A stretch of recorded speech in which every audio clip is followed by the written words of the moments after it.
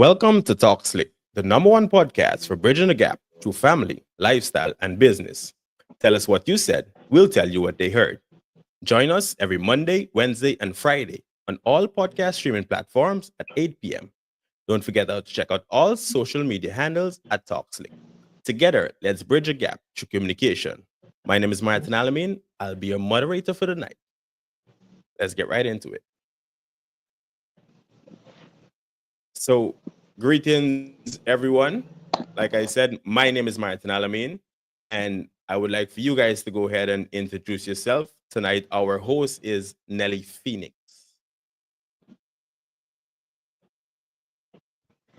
Good night. I am Nelly Phoenix, a professional model and someone who are confident on speaking out for what's right. Nice to meet everybody. Good evening. My name is Samuel Benjamin. I'm a Libra, and I'm here to ensure that awareness is being spread. Excited to be here. Thank you. Good evening, Kevin Williams. Um, Not really sure why I'm here, but I was invited by Nelly, so I'm just here to contribute in whatever way I can. I'm pretty sure you'll be able to. Don't worry. So, our topic tonight is based on the LGBTQ community. And I believe there were more letters added to that abbreviation that I'm still not au fait on. And this is one of the reasons exactly of why I am here tonight, to have an understanding about the community, about the people in the community more so, and to understand my limits as a straight person and understand if anybody else may have a limit in general. Because coming from a straight background, as it was recognized in general, a man and a woman, I do have friends who is on the opposite side of the spectrum who's into other guys. Likewise, females who's into other females.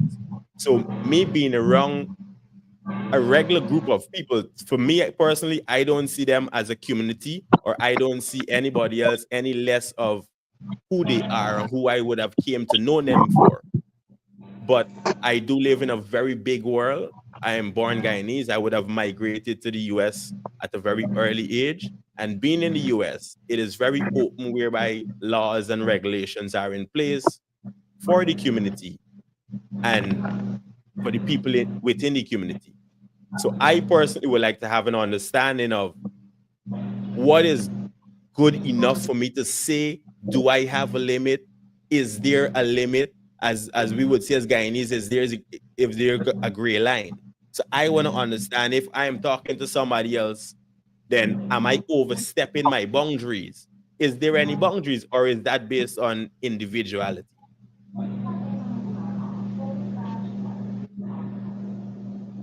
So Nelly, go ahead. So sorry, Martin. I kind of didn't get what you said clearly. Can you get that over for me, please? So it's pretty much understanding whether there's a limit for me as a straight person when it comes to the LGBTQ community. And then for the persons within the community directly, coming to a straight person, is there a gray line that we could all exist in? Do we exist in the gray line? Do we exist on each other's spectrum? What is it about the community that always have a fiery conversation? Well, like I said, Martin, so all of us have our own different opinion on the community. All of us feel that, hey, they're doing too much. For the outsiders, people that are, hey, it's more like people who embrace their sexuality, who is confident of who they are. And I think there should be a gray line. That's my opinion. I think there should be a full stop for everybody within and without and that's not a part of the community. Um, if anybody else here would like to put their point of view on, you guys could see what you think, but that's my opinion. Mm. One other thing that we're also going to be touching on tonight. It's about the judgment that we, even to us who look at ourselves like, hey, I'm bisexual, here I'm gay, the judgment we place on other people who embrace that sexuality. So you guys are straight, the one for those who are straight, their judgment that they place on these people, like, you're not, it's like you're telling them that it's wrong what they're doing, or it's wrong for them to embrace what they are. And I don't think that that should be fair. If you can embrace the fact that you're straight, why can I not embrace the fact that I am bisexual or that I'm gay? Mm-hmm. If you understand where I'm coming from. Yes. I think a lot of persons don't see being straight as a preference as opposed to being part of the LGBT community. They see that as a whole different ball game as opposed to being straight. Everyone should be born straight, allegedly. But if you are to transition to the LGBT community, well, then it becomes something totally different in society's eye. So a lot of person tends to place everyone, whether you are gay, bisexual, trans, queer, into one entire bracket, whereby in that bracket anything is allowed. There's no gray area, and that should not be. And oftentimes, persons that are not aware that they're in that bracket are offended by the way they're being treated, especially by straight people. Anybody else could chime in?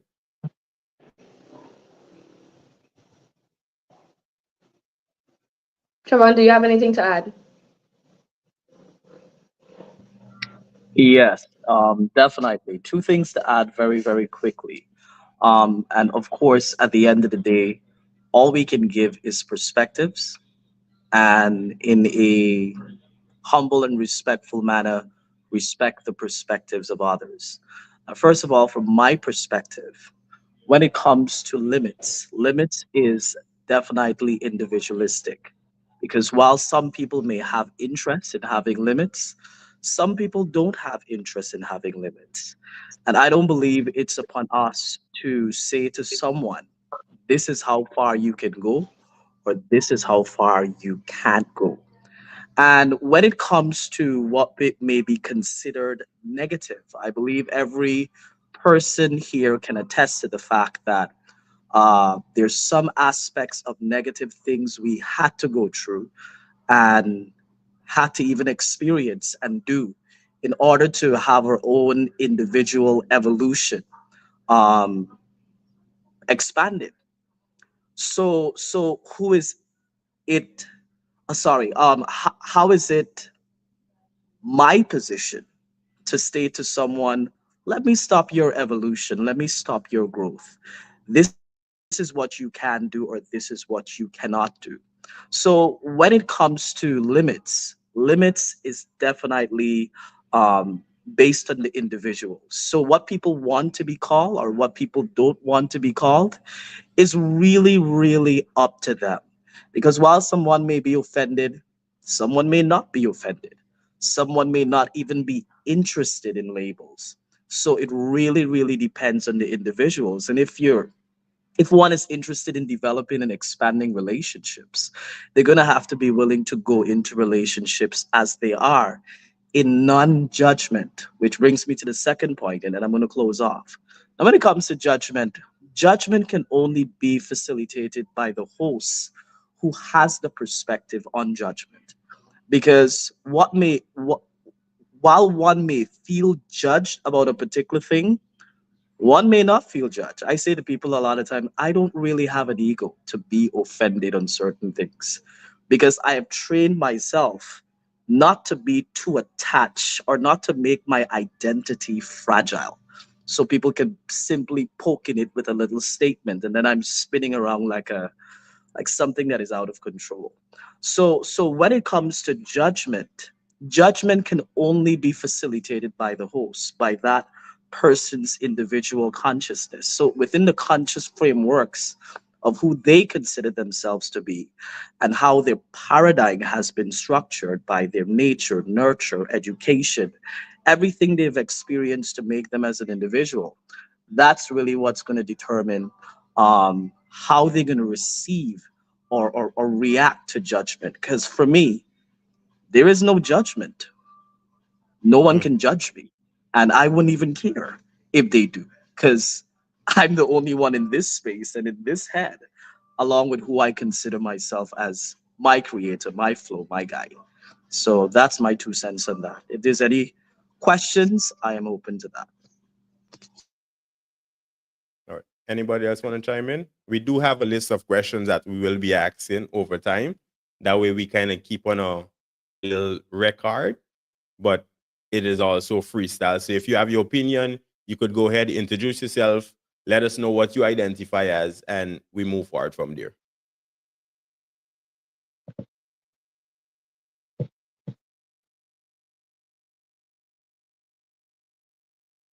Anybody?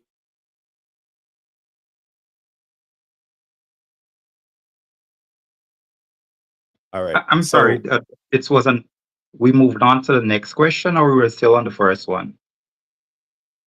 we're still pretty much on the first one, but since I believe the last two persons would have just tapped in and we seems to having some technical difficulties with signal and everybody being in different space.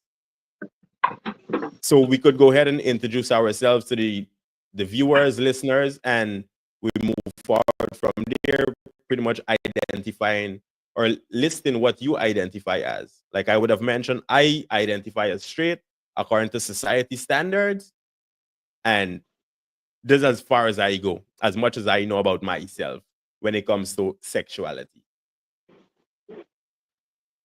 My name is Samuel Benjamin, and I identify myself as gay. Um, So, and this is so sorry. Someone is asking something. No, go ahead, Samuel. go ahead, Sammy. Yes, I identify myself No, no, as no. Go gay. ahead, Sammy. I identify myself as gay, and the reason for this identity is basically due to what I know a gay to be, or what a gay person prefer to have when it comes to society expectation. This is not something that I woke up one morning and decided, hey, I identify myself as gay. Based on everything that I went through and based on my previous experience and everything aligned with that, I can proudly say that identify myself as gay. Understood. My name is Nelly Phoenix, and I identify myself as bisexual. Clearly, because that's what society would look at me as. Yeah, that's the answer to the first question.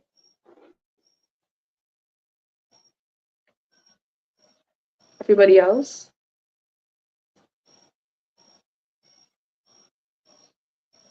Kevin?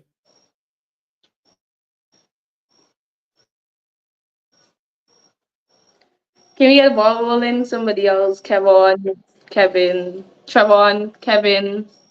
All right. So while we wait on them, I believe they probably Trevon, are you having hearing us? difficulties.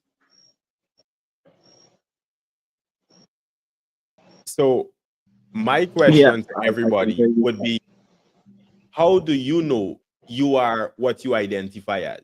Because for me personally, I have only known myself as a straight man. I personally, as from knowledge, I would have never had any attraction to towards men directly, and I kind of don't want to say the wrong things. So this is why it's important to have this discussion tonight also. So I know myself as a straight man. I've identified as, I think they call heterosexual, right? And that is where I go from here. I would have known everybody else in different communities. Myself and Nelly we've been knowing each other for quite some time now, and she would have identified as her identity. But what makes me different from Here. everybody else here tonight? Whether I be straight, anybody else within the community, out of the community, and so forth. I am concerned about one thing. I am concerned about one thing. Excuse me? Somebody speaking? Go ahead, Should I Trevor. go ahead or should I? Go ahead, Trevor. Go ahead. Yeah, I am concerned about one thing, Go and ahead, Trevor. you're hearing me, I think she's having a lag in her end. but you guys are hearing me. Yes. Yes. Yeah, I'm concerned about one thing that I hear you consistently saying, and I know you're saying it out of concern, respect, as well Hmm. as to facilitate if you may be ignorant on certain points pertaining to the community. Hmm. And I think it's honorable and I think it's respectful. But I would say this from a standpoint of knowing self. If I'm to state this is my position about me, and I'm doing it with sincerity, with respect, to the best way that I know it, I don't necessarily have to be caught up within the perspective of offending others. I, it's not fair that I should offend someone for being myself or for standing in my truth. Now, it doesn't mean if I unconsciously offend someone and they come to me and they engage in a conversation and say, okay, I feel uncomfortable about so and so. We can Hmm. engage in a conversation, but one can stick to their intention, knowing that this was my intention. I'm saying what I stand on, and it's sincere.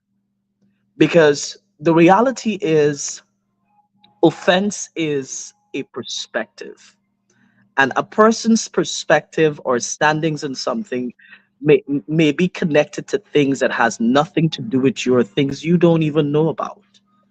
So to clarify that this is where I stand and this is what I didn't intended to do, and to have that person still be offended, I think personally that has nothing to do with us. I think we've been trained as a society to be too much involved in other people's emotional frequencies and goings on that has nothing to do with us. The more we can stand firm and clearly in who we consider ourselves to be, um, unconsciously it is going to offend people.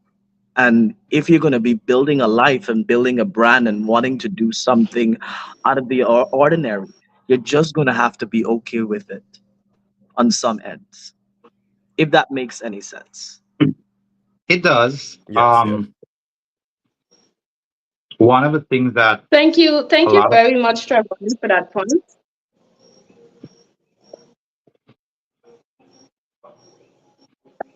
Go ahead, Samuel.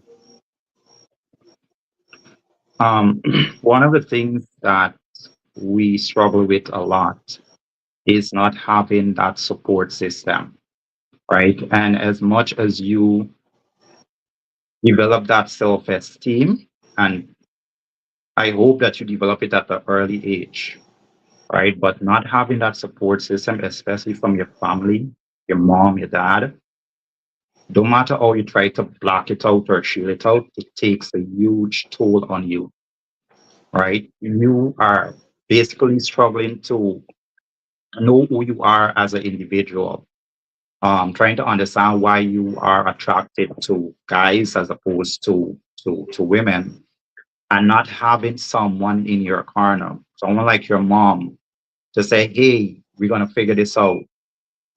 It takes a toll on you, and that is why we have a lot of persons that choose not to say anything, just choose to live a lie. I would say a lie, and it takes a lot to get to where you are right now, Trevon, but not a lot of persons make it that far, especially in this society, right? And it's sad that we don't have a lot of elders that we can turn to with how they having other intentions, and it's overall a daily struggle. right? Even for persons such as myself that is confident with my sexuality, it's still a daily struggle, especially when it comes to persons that choose not to educate themselves about what we actually stand for and having to deal with that every single day and not having a strong mindset. It's dangerous.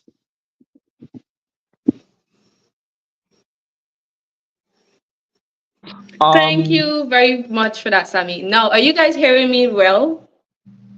yeah, I would like to respond to something that Sammy said, if you permit me. Go ahead. Go right ahead. Thank you. Blessings.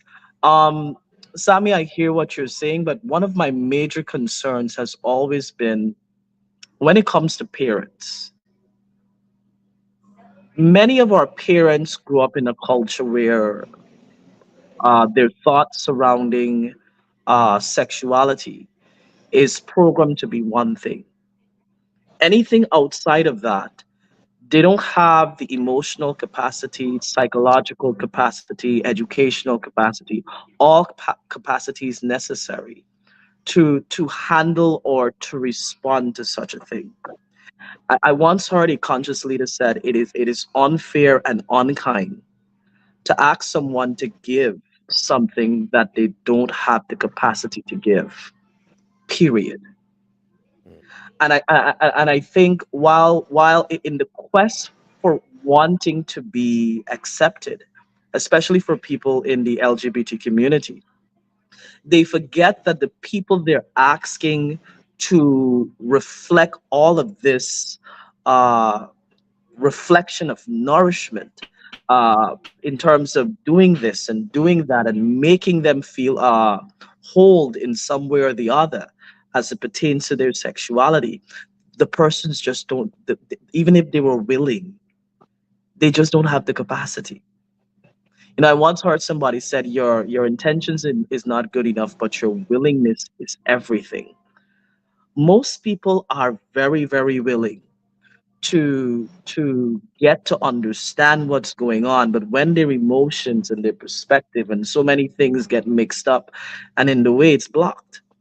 But most parents that people demand things from, it's like asking an empty glass to provide water, or a container of some sort that is empty to produce something it doesn't have.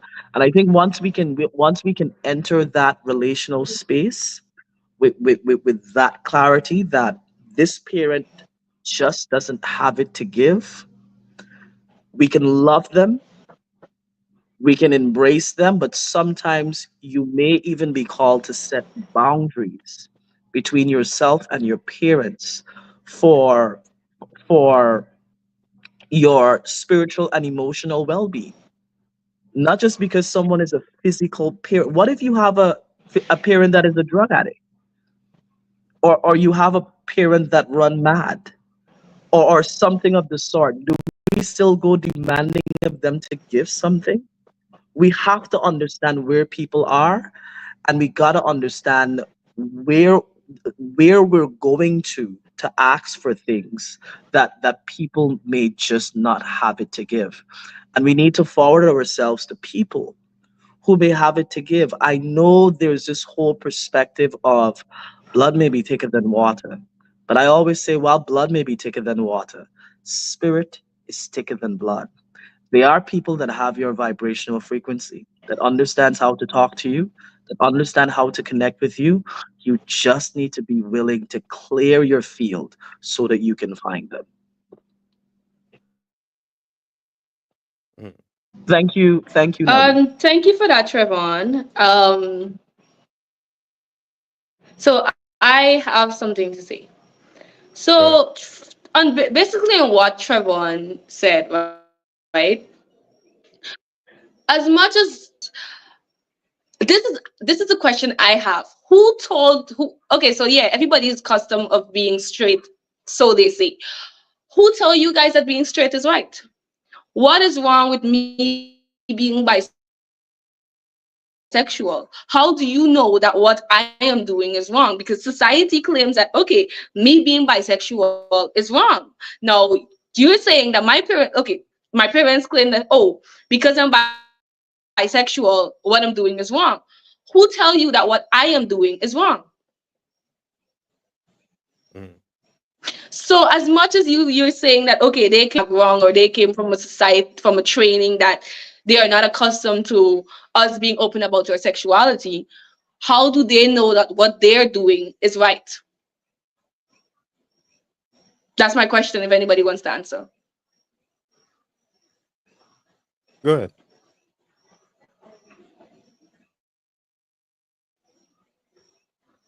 All right. So I personally think that Nobody wants to answer my question? everybody so I think everybody have their free will to do whatever they please. And naturally, men, women, people in general get confused by religion, teachings, and identity, right? Funny enough that the pop up. So being able to identify yourself and know belonging to a community is important. So let's come out of the LGBT community for a second. I grew up in a corner whereby I never really liked talking to people, right? And it is called that introverts. But there's a side of me today that exists where I do want to go out and party and have a damn good time. But the other side just kind I of never see shut the it side, down. Martin. You ain't gonna see the side. The other side is shut it down because I am security conscious, I am risk conscious, and everything else in between. So I never went on party. I never got drunk. I don't do drugs. I just stay home. I like to work and focus on family and these sort of things, right? So when it comes to the community itself, the LGBT community, having the identity of who you are is important. Having people in your background is important, right? And I think we could also mesh because a part of this podcast is to bridge the gap within communication. So for persons who don't have a shoulder to lean on, as we just call it, your brother's keeper or your sister's keeper, we could be able to create that from this conversation tonight, right? Because, like I've said before, I grew up with people who have had an issue within the community, while some people are secretly in the community, but they can't tell you that because society won't allow them to tell you that. So I personally never had a problem with dwelling with Martin, when you anybody finish, in I have general. something to add. I never had a problem with dwelling with anybody in general. But religion, I am a born Muslim, raised Christian, so I'm a little bit confused about religion itself. So I can be confused with religion, with sexuality, with identity, and everything else in between. So I am readily searching for information to make sure that I am within the times of today, even though I personally identify as an old school person, as an old head. If you ask me, I tell you, as the son of Solomon, I that way back there, right? But in today's society, is being able to keep up with the Joneses, as they would say.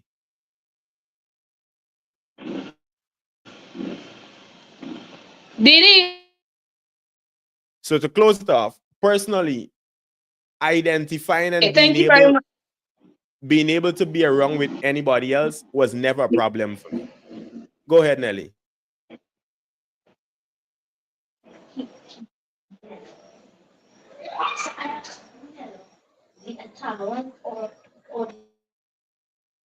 Yes, thank you very much, Martin. So, Martin, to add on something you said, and the key word I'm going to take out is society.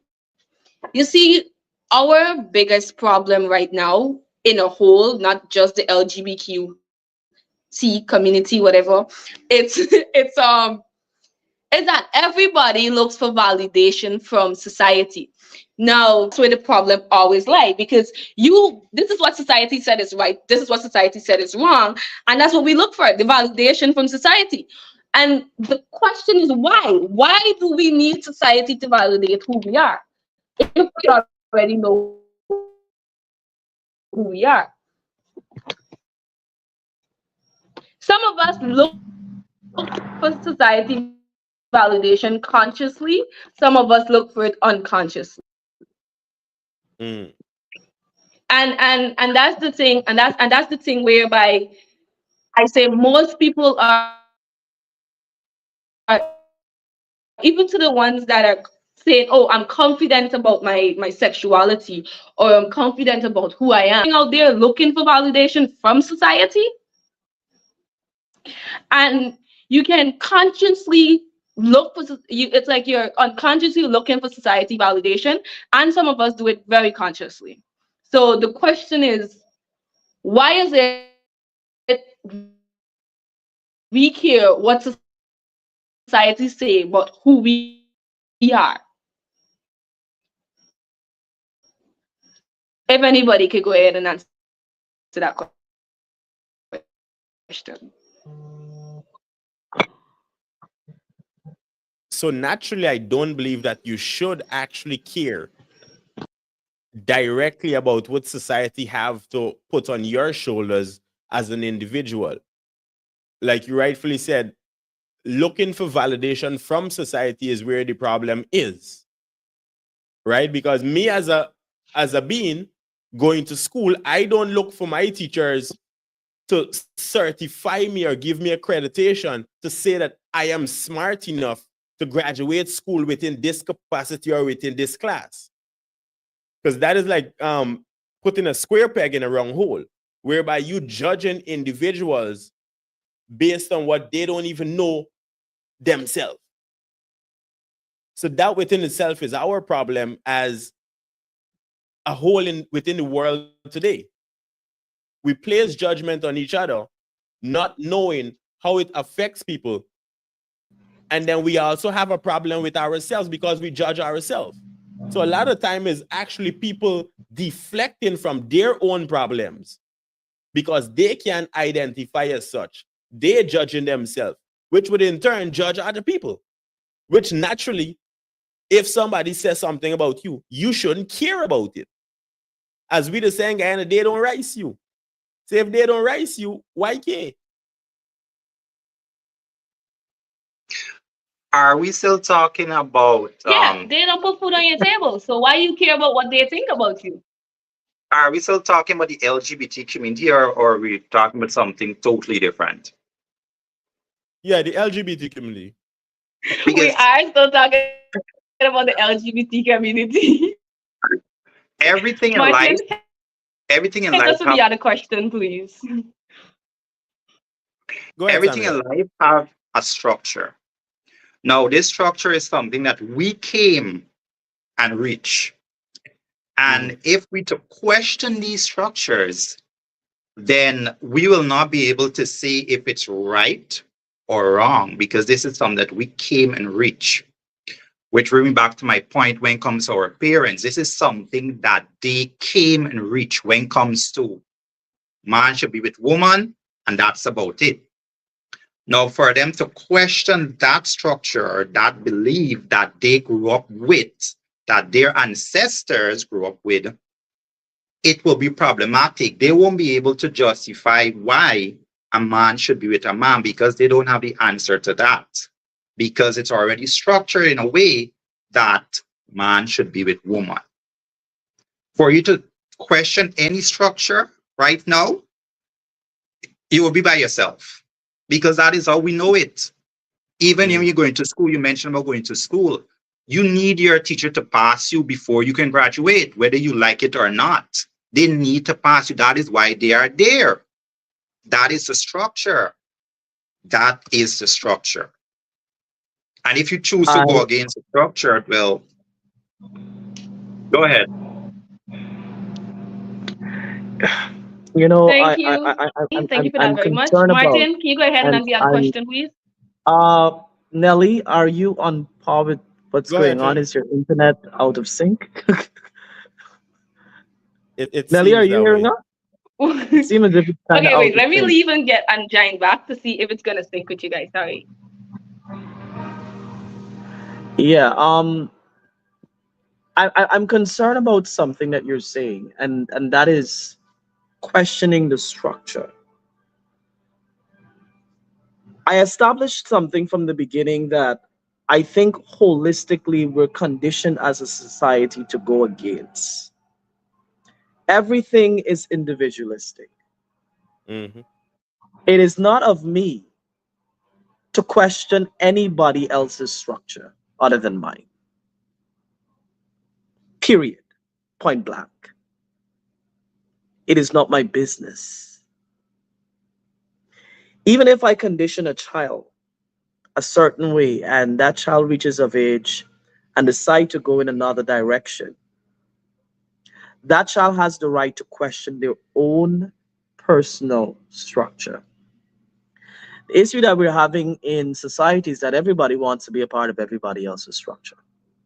Hmm. And everybody wants to condition everybody to be a structure that suits them, that pleases their vision of life. That's where the issue lies. And actually, that is why I adore the law of attraction. For me personally, the understanding of it. It's the law that has revolutionized my life and experience because I understand that I can hold these thoughts, these principles, and if I hold them with consistency and clarity, I can attract others that reflect it. And we can all rendezvous and have an excellent time. I don't have to go into anybody else's structure and question it. And the only way I will attract people who question my structure is if I myself is questioning it. That is law. That is absolute law. And if we can wrap our minds around that, life becomes more simple, life becomes more clear. The only structure that matters after you pass 16, 18, going into 20 is yours. It's your own. Even your parents questioning your Well structure said. doesn't matter. They won't be living with you. And Well and and said. Ah, it doesn't mean you have to reject them and shut them out. But it's none of their business anymore. They've done their part. They've done their part well, or they've done their part trashy, but you're left with it to clean up. This is Mm. my structure. And do you even have a structure? And that's where the issue lies in most cases. Most people don't have a structure.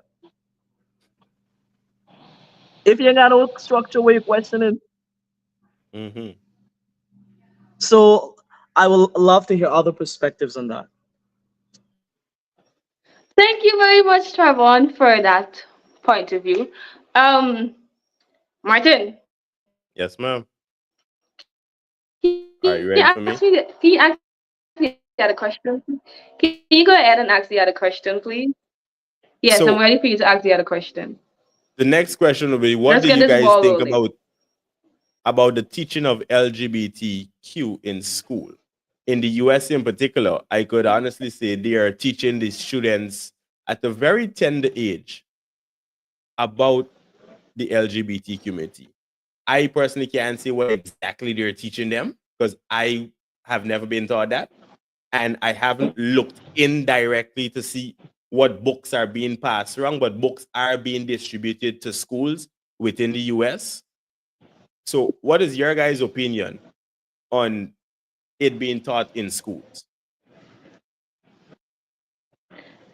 I am going to let the guys answer these questions and then I'm going to give my point of view after hearing what the guys have to say. no, no, no, no, no. It's ladies before gents. So you go ahead.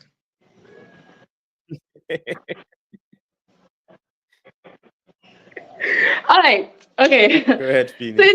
Since that's how you guys want it. Since that's how you guys want it. I feel like, as the host, you guys are supposed to let me go last. But anyway, um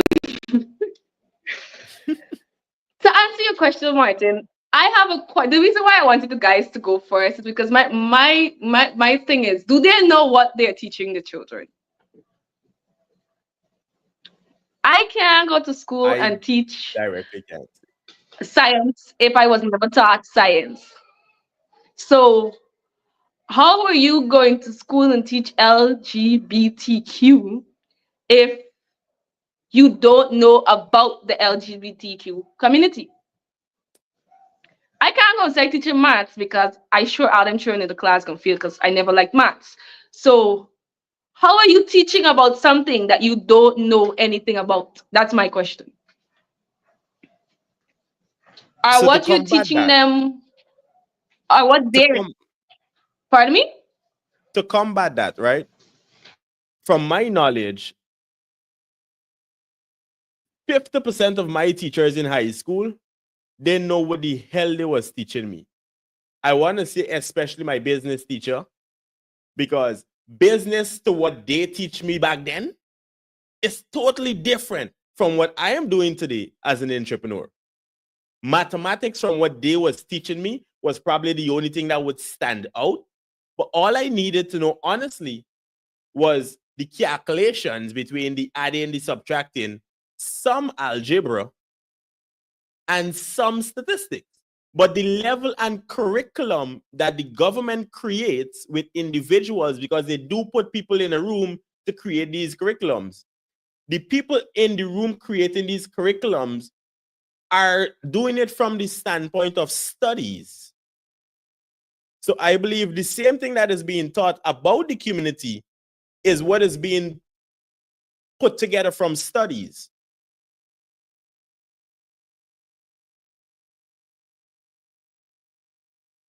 Anybody's opinion? That being said, with that, Martin, you said put together from studies. What did they study? They study a So group of people that obviously, uh, this is where everybody is gonna come for me, but I'm this is where everybody's gonna come for me, but I'm gonna let it out there. They study a group of people that say that they're comfortable with their sexuality by putting on a wig and a eel and going out and creating a storm. They study a group of people that decide that I'm gonna start a riot because if you don't accept me, this is what I am going to do for you to accept me. They study a group of people that's trying to force themselves out on other people to accept them, and that's what they're teaching within the schools. Now, y'all gonna come for me when I done, but I prepare for y'all tonight. Tell me, what did you study? What did they study? A group of people that say, "Hey, I'm gay, but you gotta accept me the way I am because I'm forcing who I am on you." Because that's who that's basically what they study and say, hey, this is what I'm gonna study and this is what I'm gonna call the LGBTQ community, because these are the people that decide that they're gonna dress with wig, they're gonna go out in the road, they're gonna act unkept, unprofessional, lawless, and very ghetto. Yes, that's a word.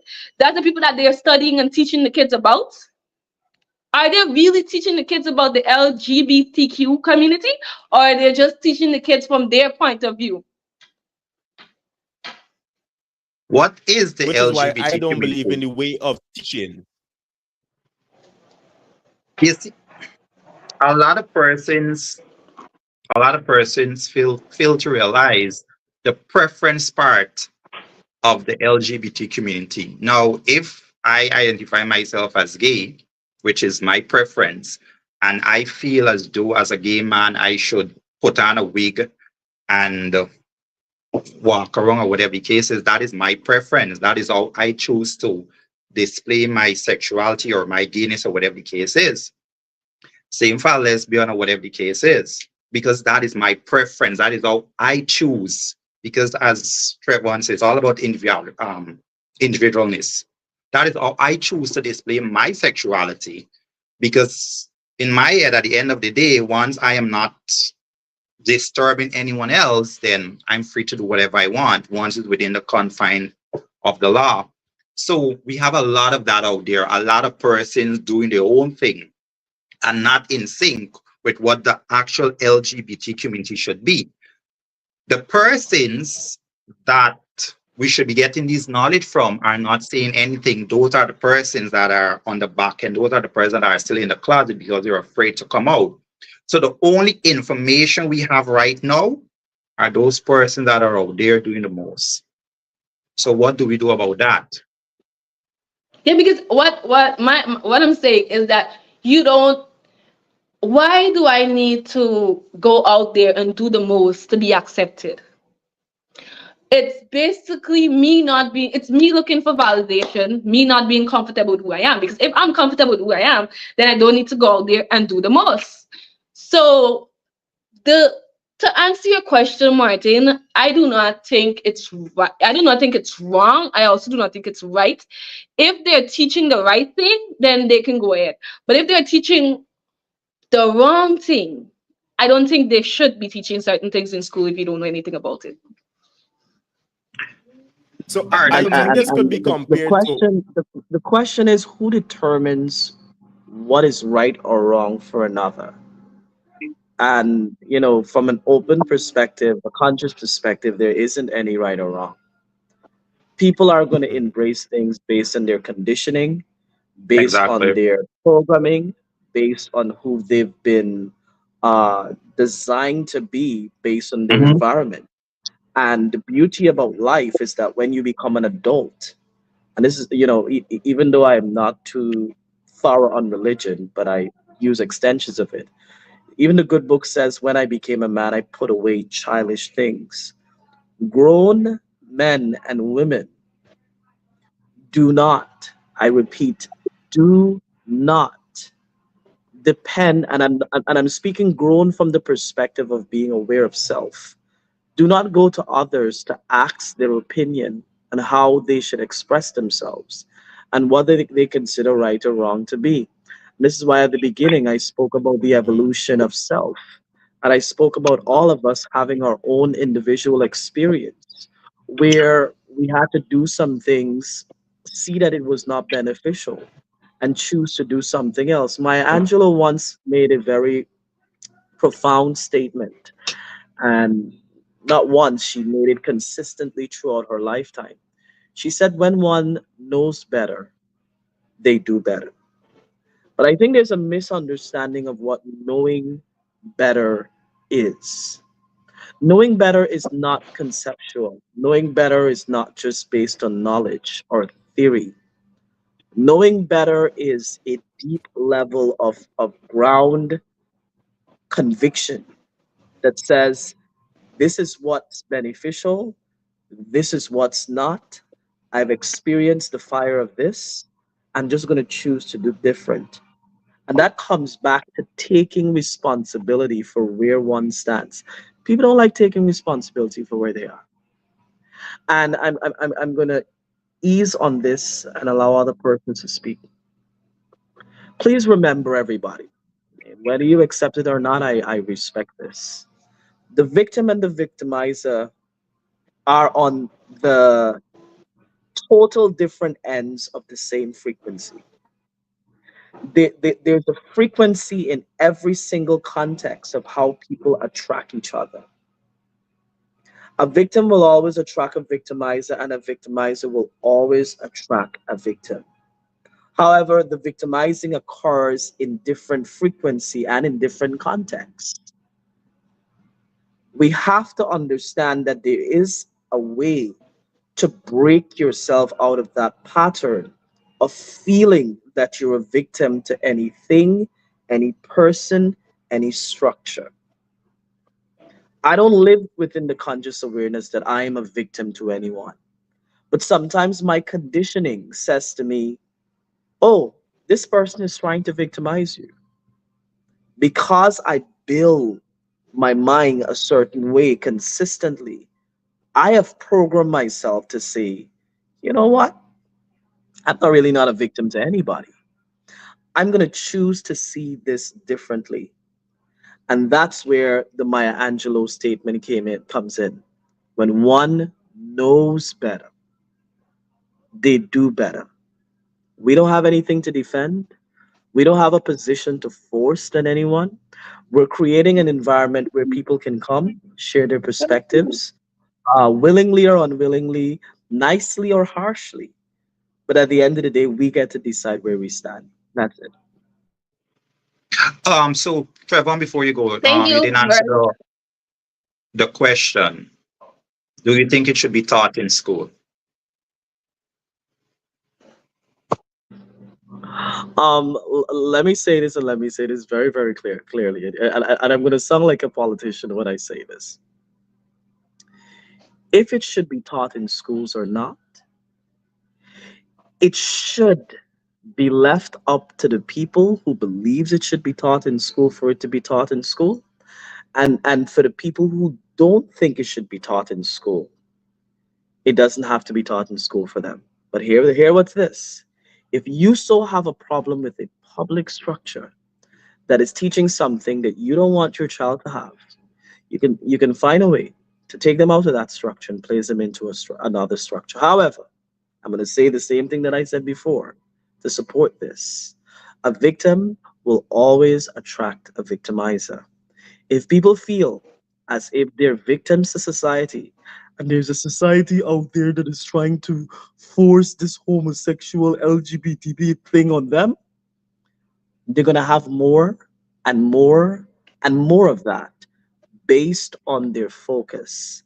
If you're looking for a problem, I can assure you, whether you're looking for a problem consciously or unconsciously or subconsciously, you're going to find one. You are going to find one. If I have a child, I get to choose how I want my child to be conditioned. If there's a public system that doesn't suit that and there's another public system that suits what my preference is, I can choose my preference. Come child, let's go here. But I don't have to go and bash anyone. When I bash people, and I'll close on this, and you're a part of my channel. You not channel, my TikTok. I've shared many discussions on every attack is a call for love. I don't deem people attack as genuine attacks.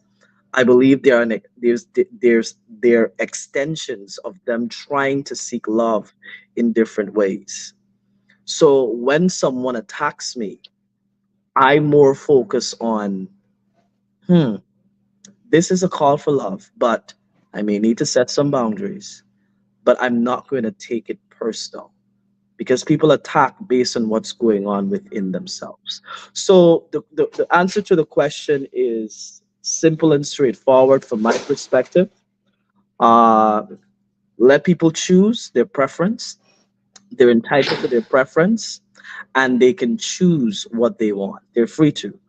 But don't infringe on other people's perspective and abuse them out because you don't like what they're doing. That's it. Mhm. So in general, it should be Thank you for available that, to Trevor. who is seeking. Definitely, All right. definitely. If that's their preference for it to be taught, they should have it. They should create an environment, and they can create an environment where it is taught. If it's not their preference, they can create an environment where it's not, or they can find an environment that does. Don't go to Mhm. people and bash them and tell them what you think they should do with their own structures. It's none of your business. All right. Thank you for that, Trevor. Thank you for your opinion. I have I have a question. Go ahead. So the other question would be, right? Do you think that somebody's let me structure it properly. Do you think that trauma within a child life in a young age can help them determine what their sexuality is? So at what Or age do you is think that this have an individual endurance on at what age, Nelly, is the individual determining um their sexuality? Are they doing this as a child or as an adult? Because as an adult, you're no, able to no. identify your sexuality clearly. As a child, well, with trauma Okay, especially. so okay, Go ahead. Sorry, yes. What I'm saying, do you think childhood trauma can determine my sexuality when I get older? Like, okay, let's say I was molested within the past, and then I decide that when I'm older, I want to be bisexual, I want to be gay. Do you think the childhood trauma hinders that when you get older, in the your sexuality is when you get older? You guys understand the question? Not necessarily. I believe it helps you more so to understand who you are clearly. From my knowledge and from the people that I would have spoken to within the community, most of them were molested, and that is how they're able to identify as whatever the pronouns they choose today. On the other spectrum, there's a group of people who would have felt some type of way from a young age, as they would put it, and they are able to identify as their pronouns. And there's the other side who just experience in life and see what they have to offers.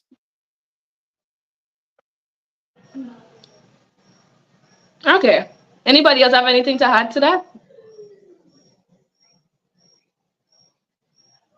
Um, you gotta you gotta be careful, very, very, very, very careful. Um, to use trauma as a means of finding oneself could become very dangerous. However, I'm not saying that with the same breath, there are some experiences we weren't, especially as children, we weren't solid enough in our growth system to have a clear perspective on whether it should happen or not, or we would have had people that would have, we would have been placed in their care, and they were expected to protect us and keep an eye on us, and they didn't. So things happen that you did not cater for. But to use a traumatic event and to connect to the frequency of trauma as a means of finding one's identity, you can only, the basis on which you're using to start your identity, it can only also end in that trauma. So if you're choosing trauma to find identity, your identity has to be based in trauma. It's only natural, it's logical, it's extremely clear. So you got to be careful in how that is being phrased. I'm not saying that it can be used. I'm Yes, you can. Yes. Sorry, that was one of my employees asking to do something. Anyway, so you got to be careful that you're not using something that is considered toxic and negative to find something that is extremely pure and beautiful and powerful. You know, the Course in Miracle usually says this, and this is another book that I've read that is very beautiful, that you cannot analyze the darkness to get to the light. I repeat, you cannot analyze the darkness to get to the light. The event of trauma is dark. It's not a beautiful thing, but you cannot analyze that egoic traumatic activity to get towards a light-based, clear perspective. Because identity has to do with clarity of self, knowing of self, standing on self. We know there's a yin and yang to life and evolution and growth. I'm not doubting any of that. Please don't think I'm saying that your negative experiences to some extent uh, can push you into finding yourself on a deeper level. Because listen, for me, my way out was pain. The pain of life squeezed me so tight that it was either death or finding consciousness. I did not want to live with the self that was experiencing all this pain. So I had to seek a way out. So I'm not saying that the push of that can't do that, but you can't use that to aid in finding self. I hope I broke that down in a clear manner, and I hope I didn't say too much on that. If I did, my apologies. No, it's All all right, good. can I say something? Thank you for that, Trevor. Go ahead, Sammy. All right. While I understand everything that you said there, Trevon, I think that you were basically speaking about yourself, right? When it comes to what we should do and should not do. I think you're basically speaking on your experience. Um, but my experience was totally different. And one of the reasons that I went toward is why they want to speak on it. It's because of something that happened to me in my childhood. And the sad thing about it is that when it happened, I didn't have anyone that could have explained exactly what happened to me. Right? I had no one that I could have turned to for explanation. So I grew up with that experience, and because of the entire situation, it caused me to gravitate towards that type of sexuality because that is what I experienced. And in my mind, that was the right preference for me because no one was there to tell me otherwise. Mhm. So, to answer your question, yes, it does.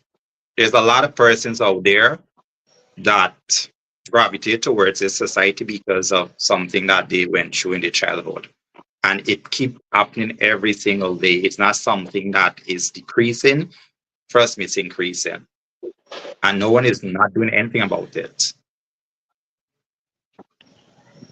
Thank you very much for that, Sammy. To add, I think I know what Sammy is saying is actually factual and it's true because for me, like I said, I am bisexual and I went through a trauma within my past also, which had almost take me down to the path of being fully lesbian. And Tanga, it gravitated me more to the females than to males. So yes, in my opinion, to answer my own question, yes, I think that have a big impact to play on your sexuality. Trauma does have a big impact. So that's my opinion. Martin? All right. Well, I am here to moderate. I can speak directly, like I said before. From speaking to individuals, some identify based on trauma, others identify based on experience and the fact that they just want to have fun within that space, while others believe that they were born that way. So I can't speak directly on it, but that is the base of my knowledge that I have, with being around people. Those are the three parts that they would use to identify Thank you, Martin. And, Okay, and, who and, they are. and I can't speak for others either. I can only speak for myself. And I could only use the materials that has been around for centuries, that has been helping to heal and help people, whether it be educationally or what's spiritually, whatever the case may be, Mhm. to aid in assisting. But I don't have a right or wrong perspective for anyone else. I will just give it as it is. Mhm. thank you, Trevon. Okay, So Martin, my can you other give me the other question would question, be, please?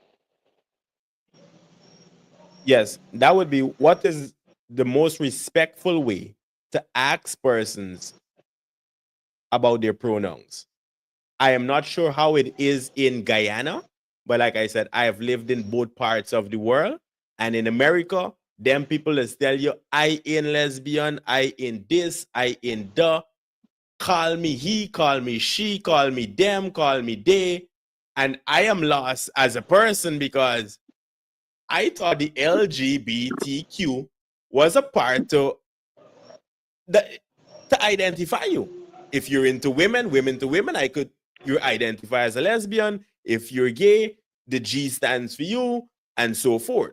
But in today's time, then people tell you call them they and them, and so I lost because I did fairly well in English, but I also know that English is a very confusing and one of the most confusing language. So I might not know how to identify Nelly if she tell me to call she them and they, because I only know you as Nelly, honestly. All right, so go ahead, guys. Answer that question and come back to me.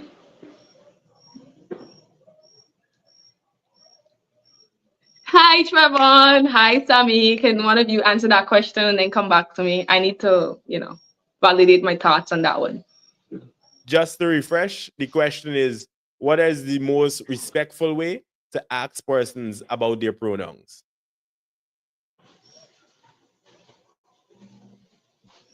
I Anybody? could never know because I don't ask people about their pronouns. I know nothing on this. However, what I would say, in respect to an individual, you allow people to set their standards of maybe what they want to be called. But my perspective is, if I don't agree with calling you something, then we can go our separate ways, and I don't have to call you anything at all. But Mm, I'm not gonna contradict who I am and my core beliefs to call someone anything that goes out of the confines of me.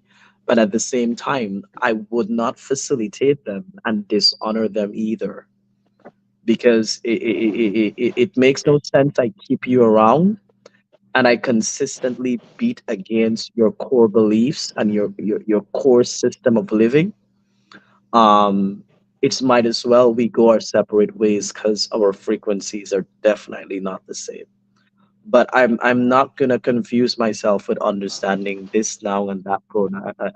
I respect you, but yes. I can never know them all.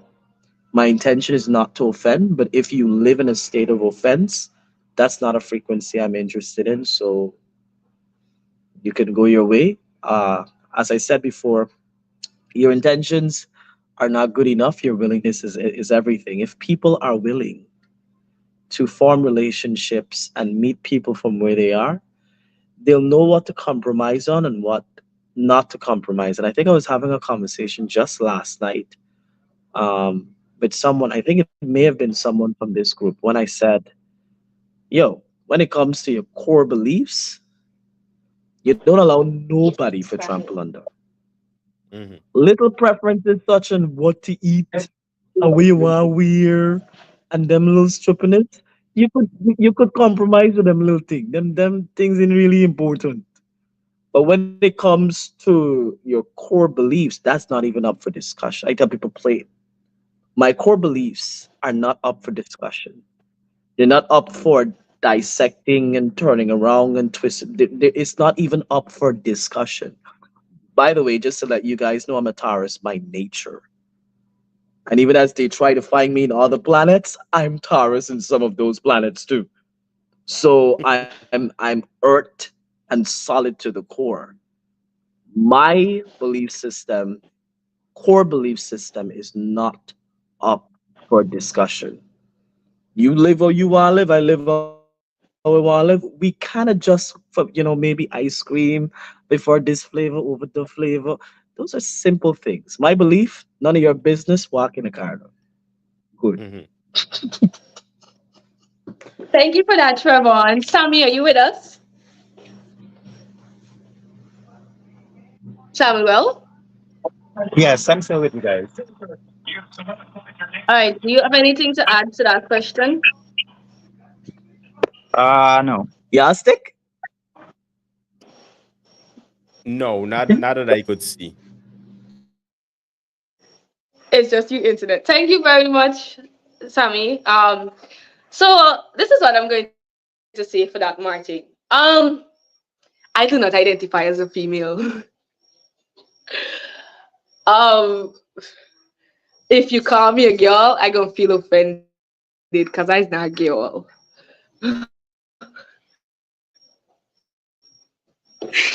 Okay, Okay, good. I'm done playing. I can answer the question and stop playing it wrong.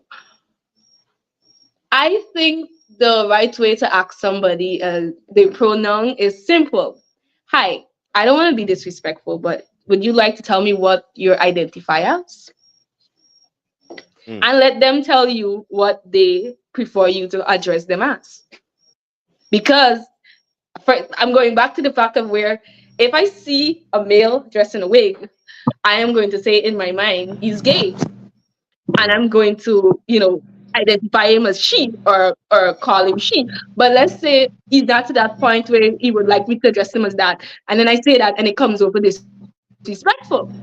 Now, if I think that, okay, I'm gay and I feel like I'm a man, or I feel like, I'm a woman and I'm a lesbian and I would prefer you to identify me as he, then you identify me as he.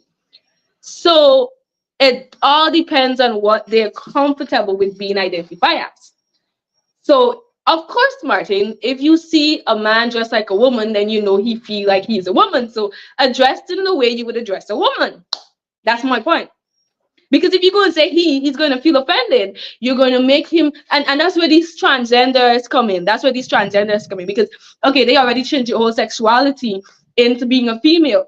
Why are you going to still address him as he when he portrayed to you as a female? So you identify him as what he's portrayed as. His pronoun is basically what he puts out there, what he or she portrays as, which is, if I'm a woman, I'm going to tell you when I find it. But if I'm a woman and I decided that I want to be lesbian and I prefer you to identify me as he, anytime you see me in public and I dress like a man and you call me she, I don't feel offended. So identify them as what they portray to be, basically. So all in all, if you act as a Martin, dunce, then we call you a dunce, there is a done. as the Guyanese Yeah, community like you to ever take up. you Understand? ever okay, so you could see a duck and call it a cat, or a dog and call Well, it a cat. I understand. As they rightfully say back in the days, if it walk like a duck, it quack like a duck, then it's a duck. So that is understandable. And I Then think it's a duck. that is where Give me the understanding the individuals and understanding the teachings of society and the teachings of the community themselves. I think Samuel would have said it best, whereby enough knowledge is not being passed around on what we should do and who should do what, in a sense, right? Because I would compare this to um sex education in school, whereby being in school they would teach you sex education according to curriculum, but we all know that is not how it is happening in real life. So being able to identify clearly the difference in different things is important.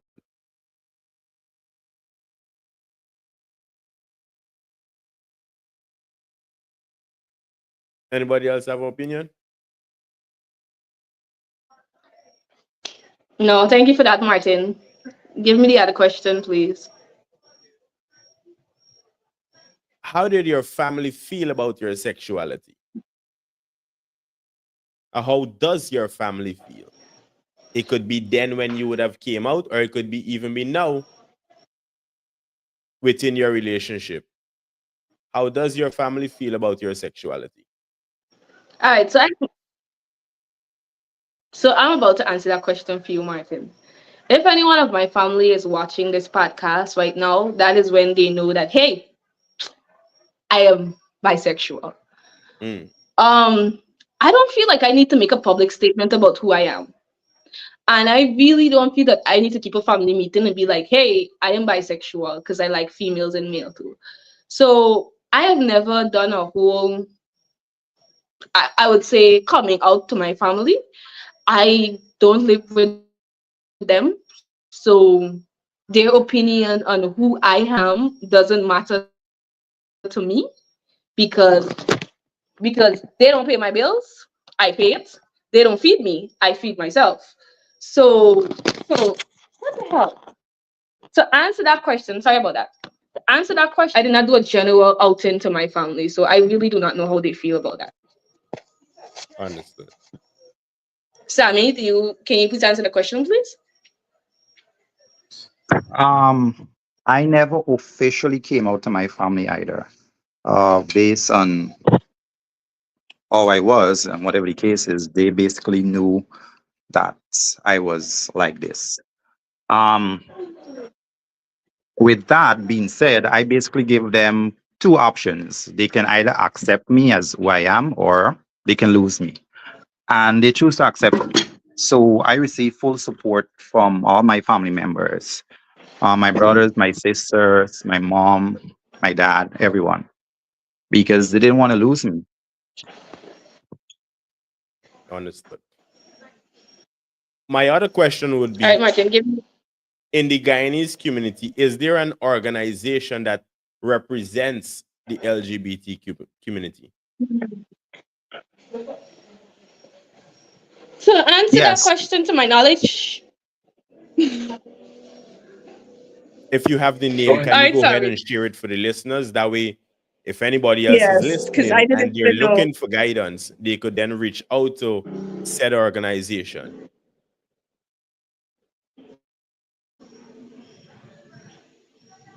it's SASAD, which stands for Society Against Sexual Orientation and Discrimination. Okay.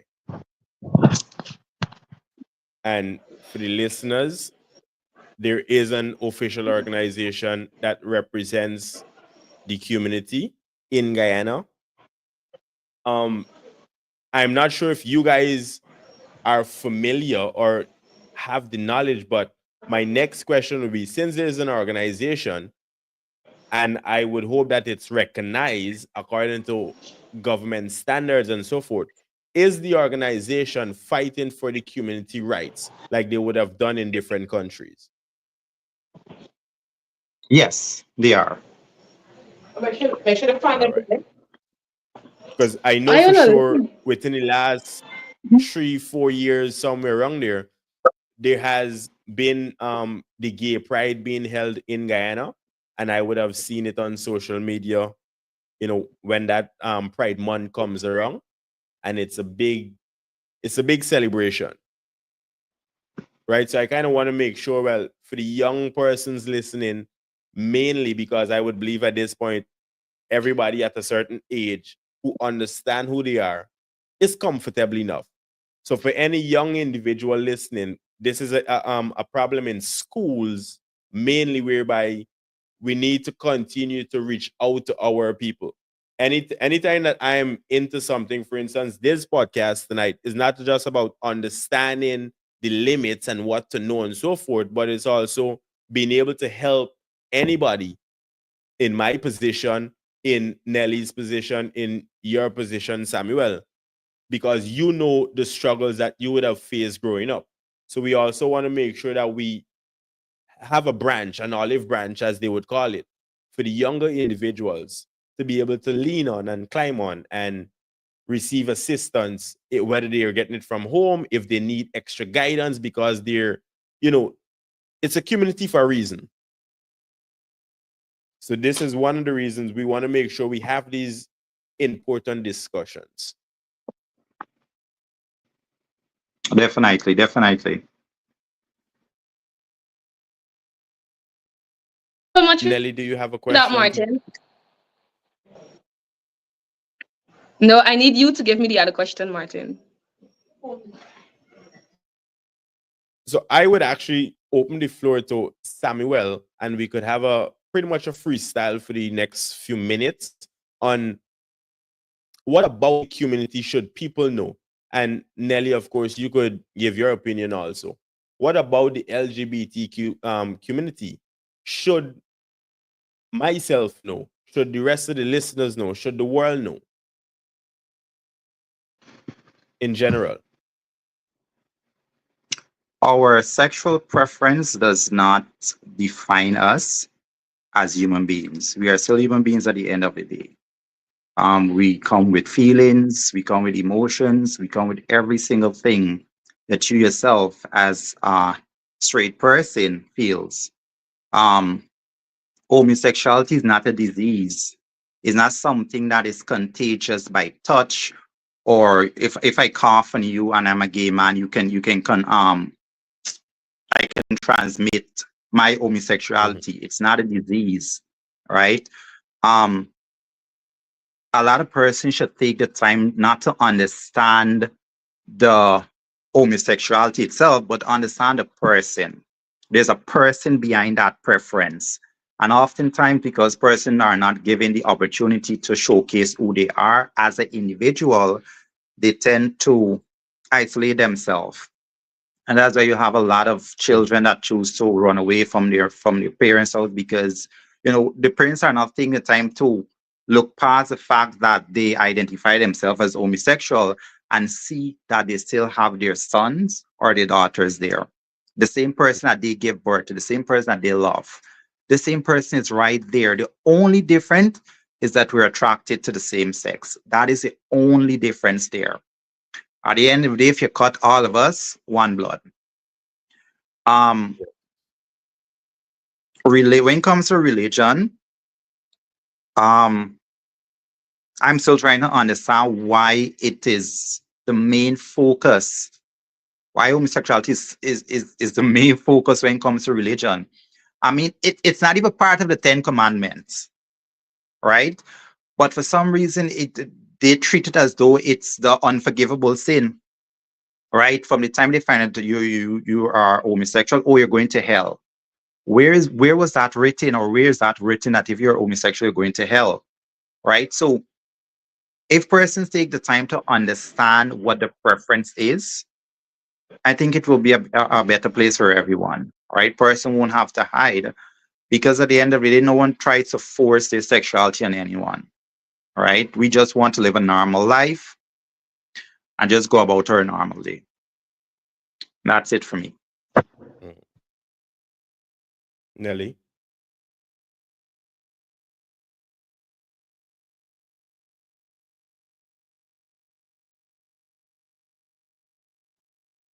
Add to what Sammy say.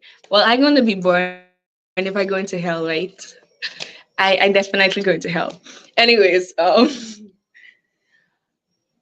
I one of the things that it's like me saying if we do not want to be judged by the way we dress, or most people do not want to be judged by the way they're dressed, why would you judge me based on my sexuality? Why would you judge me? Just like how you were brought out of a womb, I was brought out of a womb. Just like how you would like me to respect you, I would like you to respect me. Just as how you would want to walk on the road with your head lifted high without anybody telling you something about yourself, or without anybody making you feel less about yourself. The same way I would want to walk on the road lifting my head, even though I don't care what people say.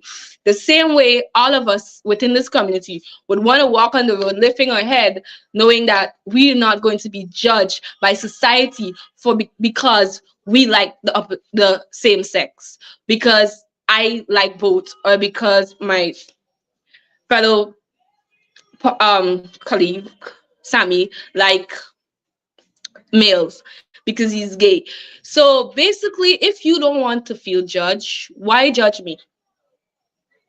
Mm. And one of the other things I would want to put out there is people only judge you because they're not comfortable with who they are. So for everybody that is judging everybody that is comfortable with themselves, anybody judge me based on my sexuality need to check themselves out. Because if you can judge me, it's surely sure that you are not certain, or you're confused about who you are if you're placing judgment on me, excuse me, for being myself. So yeah, that's what I have to add to it. All right. And that would lead me to ask, at what age did you guys realize you are what you identify as? Uh, Growing up, I always had this attraction to men, but I didn't know exactly what it is. Right. And back then, education when it comes to the LGBT community was very, very few and limited. So I didn't know exactly what was going on. All I knew at that stage in my life is that I like guys. Right. I'm attracted to guys as opposed to women. Mm, Um, Probably in my 20s, I should say, around that age. okay. Nelly?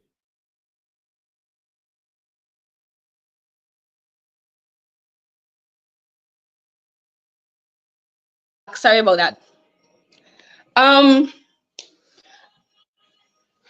it was the age of 15.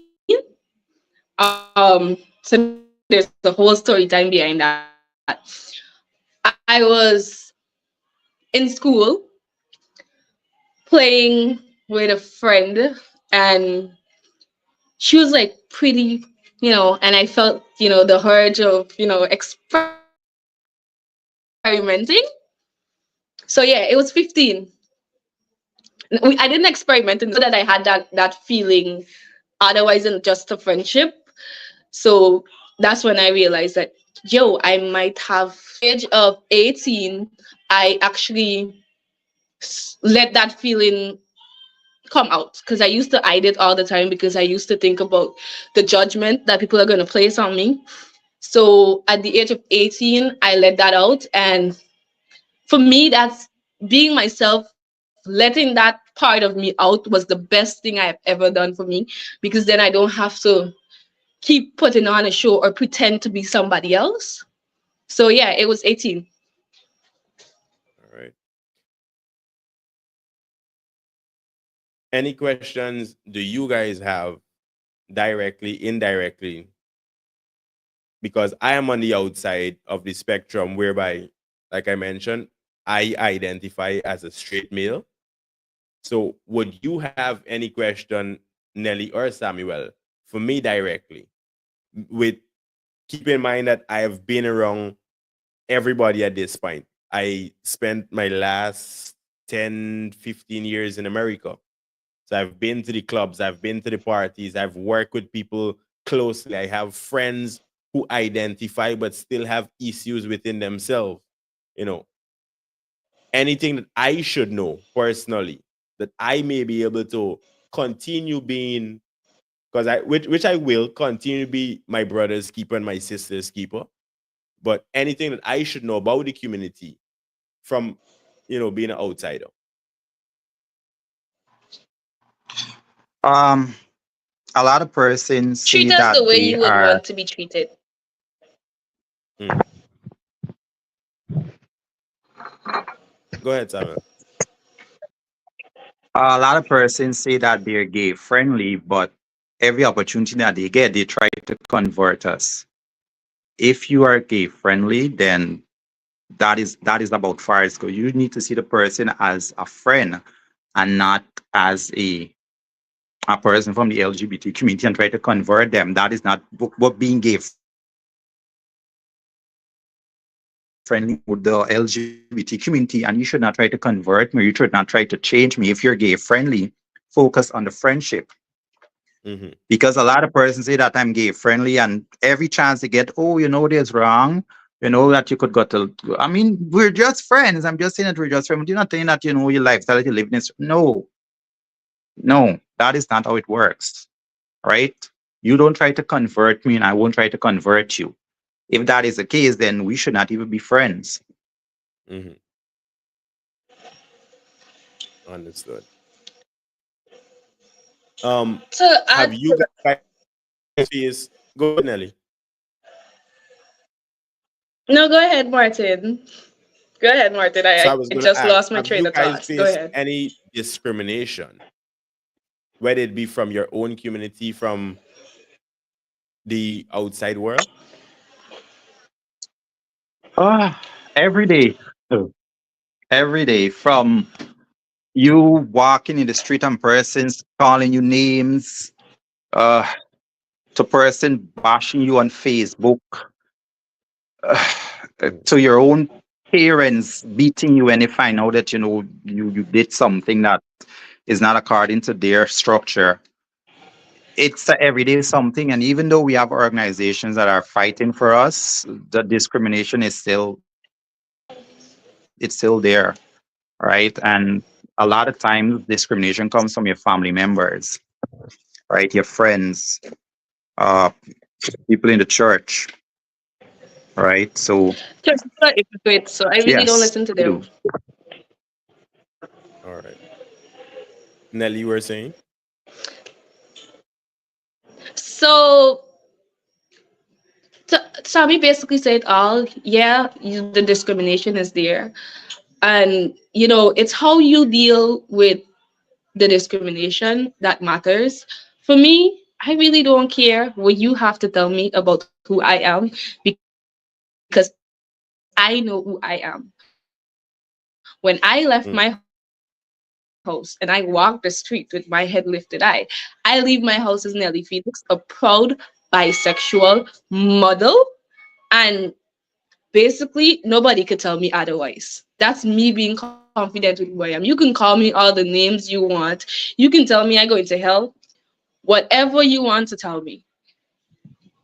First of all, you need to prove to me that I'm committing a sin. Because let me address the church people, since Sammy's been saying the church people. You need to prove to me that I have committed sin. Because as many days you stand up and you say that what I'm doing is sinful, what are you doing that is sinful? How you know me being bisexual or me embracing my sexuality is being sinful? So I go into hell smiling. Go All right. right. Go ahead, Martin. How do you guys Before you feel? before you Go ahead. Go ahead. proceed, Hmm. Go ahead, Samuel. you see the thing. Can you guys hear me? Yes. Yep. So you see the thing about me and you, Nelly, is that we work hard to get to that place whereby stigma and discrimination does not affect us. It's like an everyday thing for us. But what about persons that are now being exposed to this? Persons that don't know how to deal with stigma and discrimination. All right. Those are the one that we need to worry about, because those are the one that are part of our society. And as persons that been through that, we should be able to say, hey, at the end of the day, no one have the right to judge you. No one have the right to tell you that what you're doing is wrong. Mm. Much people that are looking at us are going to disagree with Sammy. I do not disagree with you. Um he actually made a valuable point there, because let's say a young person I know of a situation where a young person, a young guy, he knows that he's gay. He's about 17, know that he's gay, and he want that part of him to come out. But his mother beat him when she found out and said to him, "Oh, you're confused."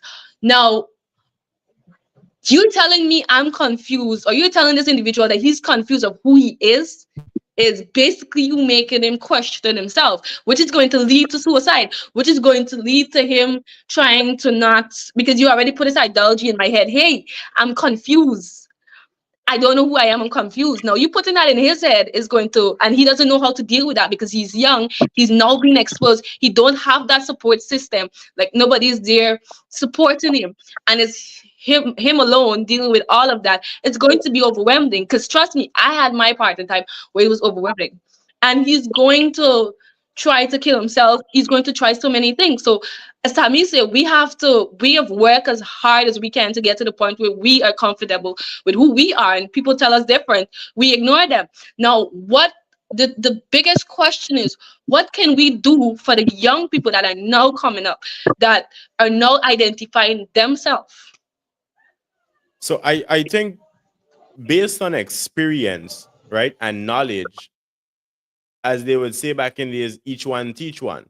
So since you guys have the experience of what it was like coming out and how hard it is even today, because Sammy mentioned discrimination is still there even to today, right? So based on the knowledge that each one of you guys have, you should be able to reach back and make sure anybody else coming into the community is sheltered, is educated, knows that there's love within this organization and so forth. So I think that is one way to make sure you help a young male or female who is now finding themselves, as they would say.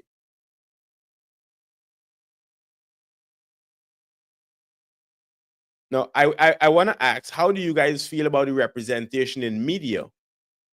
Does it affect the social understanding, and is it accepted? It. It Go ahead, Nelly. Go ahead, Sammy. Go ahead, Sammy. Go ahead, Sammy. Go ahead, Sammy. It it does affect it. Uh, Especially in Guyana. I mean, all of us is placed into one bracket, right? Mhm. They tend to associate us with everything. If they're having a bad day, then it's because of, well, what they call in Guyana, anti-man. If something is acting up, this thing acting like an anti-man. So it's like everyone is in one bracket, and it doesn't matter what you do as an individual, you will always be placed in that bracket. Oh, because you're like that, I can't trust you around my girlfriend or my boyfriend without me thinking that you're gonna make a pass at that person. Or if you're like that, then I can't be in the same room with you because I think that you might make a pass at me, even though we grew up together. We, we went to the same church, we went to the same school. From the time that you find out that I'm like that, you place me into that bracket. Hey, you have to be careful with Samuel. He's gay, and within several gay people, he might try to make a Mhm. pass at you, whatever the case is. So it's hard to get out of that bracket, especially in Guyana. And then there's our representations that are out there that I mentioned before are doing the most, that are causing us to go deeper into that bracket, right? And are causing the person that we should be looking out for not to even want to come out because it won't be associated with what they're seeing. Mhm. Nelly. To add to what Sammy said, and I'm going to use the analogy of in Guyana. You see, in Guyana, most gay men are portrayed to be these feisty. Some people that say, oh, they could cause bad. These feisty, ghetto, not caring about themselves. Oh, they're lawless people. Yeah, the Guyana term lawless.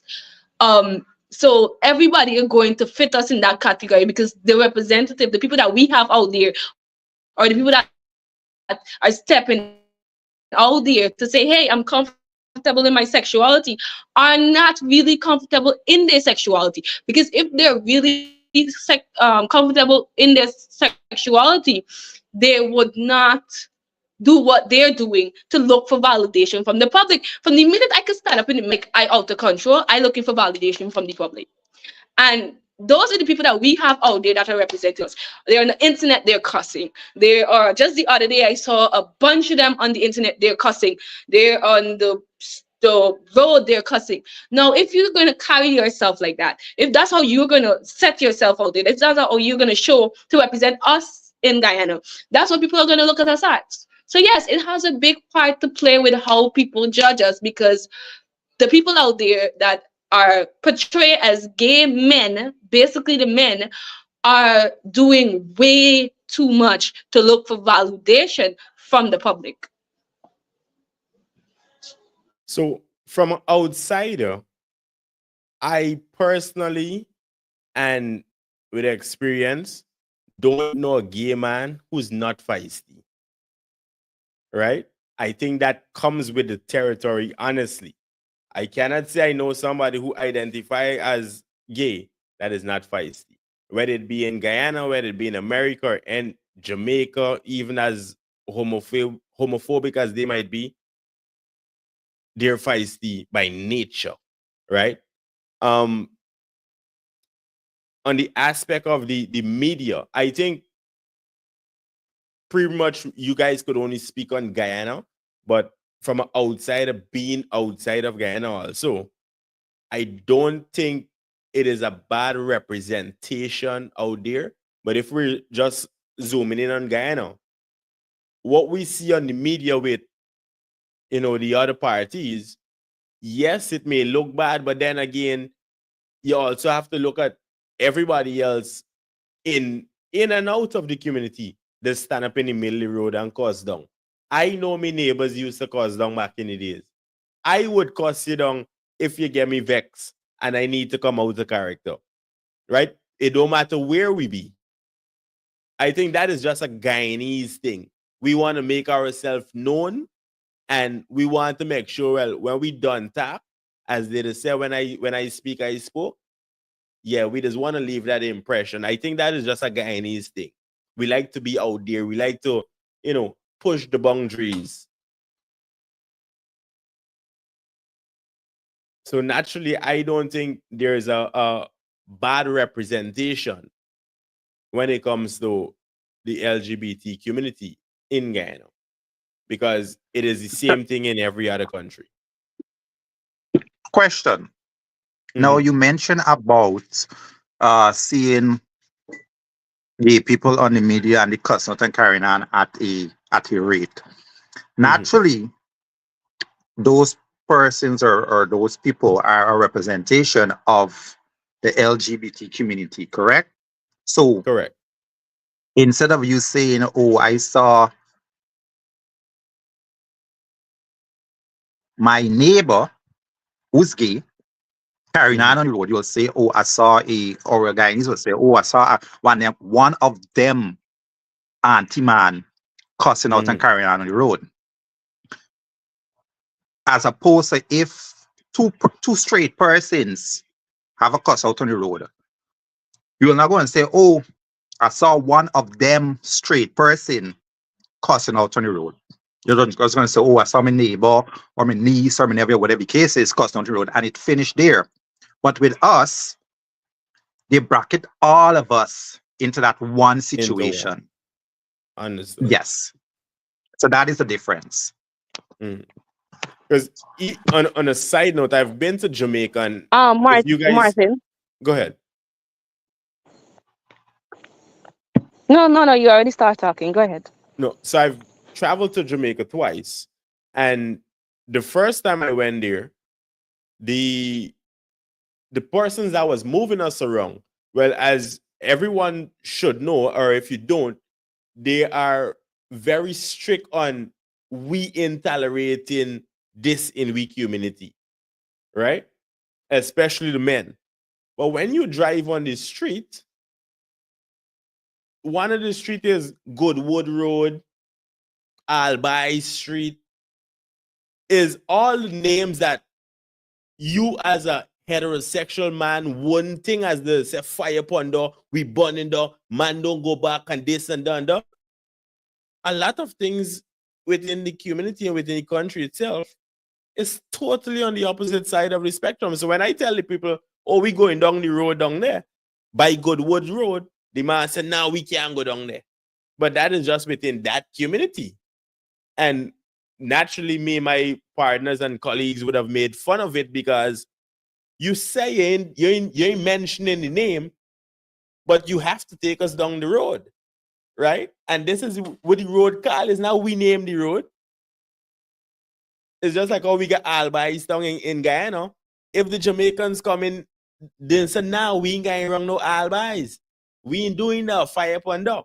So I think it's just how we are raised as individuals, as Caribbean people, as Guyanese, and so forth, that we just take everything and make it laugh.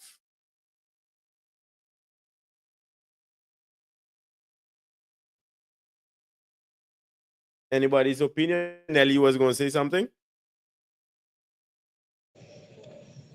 Martin, you actually made a valuable point. So I have nothing basically to add to that. All right.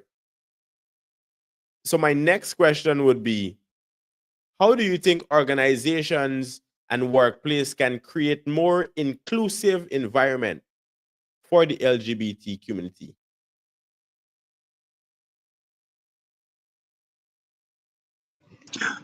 I think I think that is one of our main problem.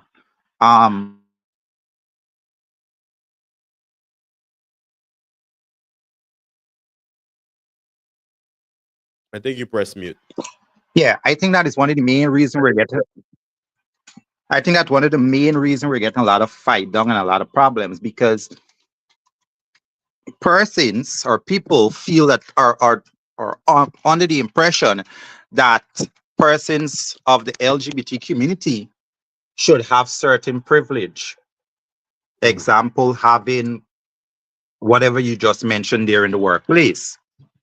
But we're out here preaching and trying to educate people that we're just the same as you, Martin, right? Which means Yeah. that if you're going to get a special desk, then I should get a special desk as well. Or if I get a special desk, you should get a special desk because at the end of the day, I'm preaching that we're all the same.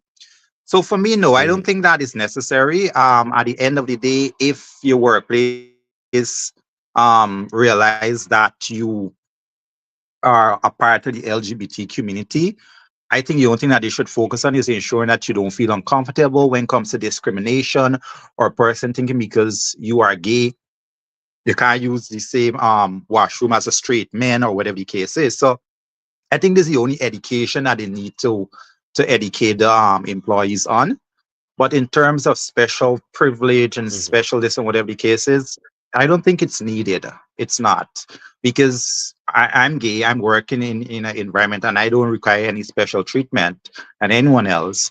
I don't know if Nelly have anything different to say. Nelly. I am bisexual. Nobody upset gets upset with me when I'm saying this. I'm bisexual, but I'm not handicapped. I don't deserve a special treatment in my workplace.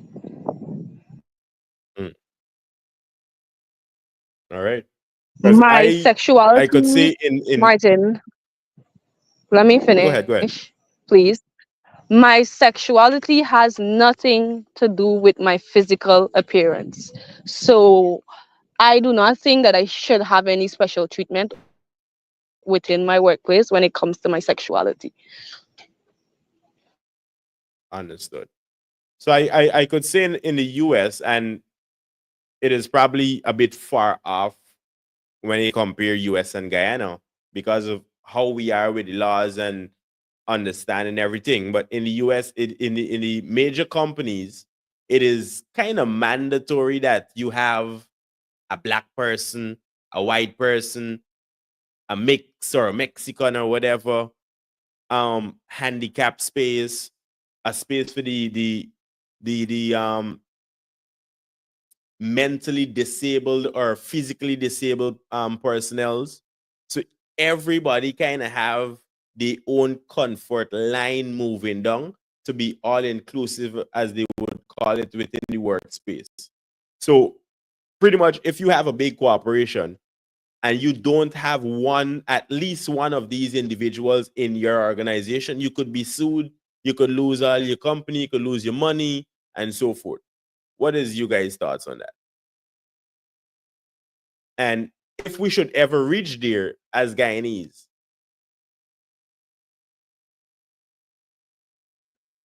Um,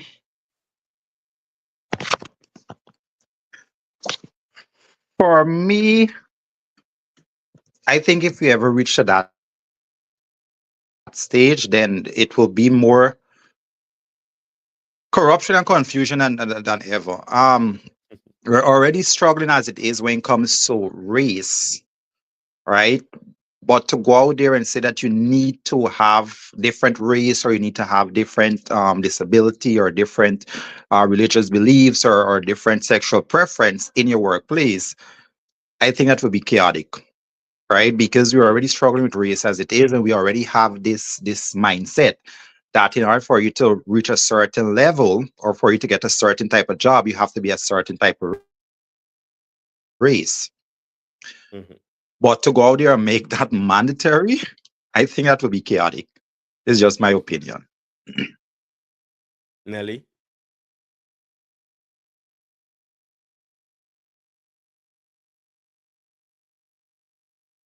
All right. Since we're about to wrap up in a couple minutes, To do you agree, I have have to agree with hmm continue?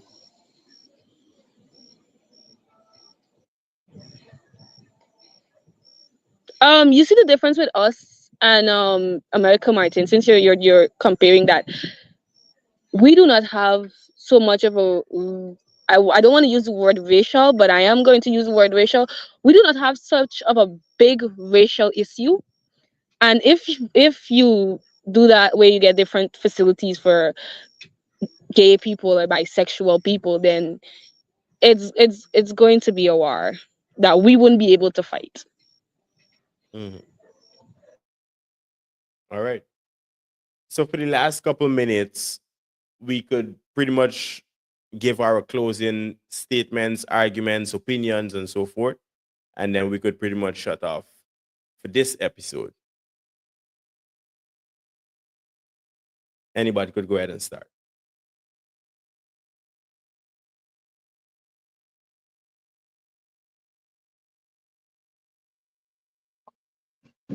All right. So, Sammy, you want to start? um, yes. Um, One of the things that I learned is that not in life comes easy. And as much as I'm proud of my sexuality, it's not something that I developed overnight. There were a lot of times that I wish that I wasn't gay, or I wish I was not part of this society because of everything that was going on. There were a lot of times that I wanted to, commit suicide because of my sexual preference, right? So don't think that it's an easy road. It's not. Life itself, it's not something easy, right? But one thing that I maintain is that I didn't give up, right? I value life and I love life. And if being gay was a part of me, then that is something that I had to embrace, whether I like it or not, because there were no changing. And a lot of persons have this conception that homosexuality is a disease. It's not a disease. A lot of persons think, oh, you're born homosexual. No. Anything that you want to know, it's on the internet. Any Mhm. confusion that you have about your preference or what that preference entails, it's on the internet. Um, Even though they may have persons out there, older folks that are a part of our society, not all of them um, intentions are pure.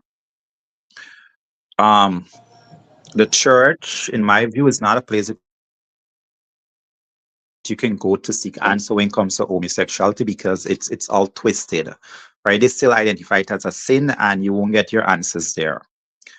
Again, do a lot of reading, and if you find someone that you know that you can confide in, that will be very blunt with you, you can confide in that person. Do not turn to homosexuality because you feel it's easy. It's not this lifestyle. It's not something easy to deal with every single day. You have to develop a high level of self-esteem because discrimination is not for a person that don't have a thick skin, right? If you're now coming out, find a support system, find persons such as yourself, and form that support system. Um, we still have a long way to go when it comes to awareness, um, but we're here to stay. We're not going anywhere, right? So don't think it's a case whereby we will go extinct in the next couple of days or next couple of months. No, we're not going anywhere, right? We will still continue to fight. We're not requiring any special treatment or anything like that, right? All we're asking is to be treated just like everyone else. We're just like everyone else. We're not aliens. We're not angels. We're just like everyone else. We have to get up. We have to go to work. We have to do this. We have to do this just like you, just like your parents, just like your brother, just like your sister. We are the same. We may have different personalities, different skin color, whatever the case is, but at the end of the day,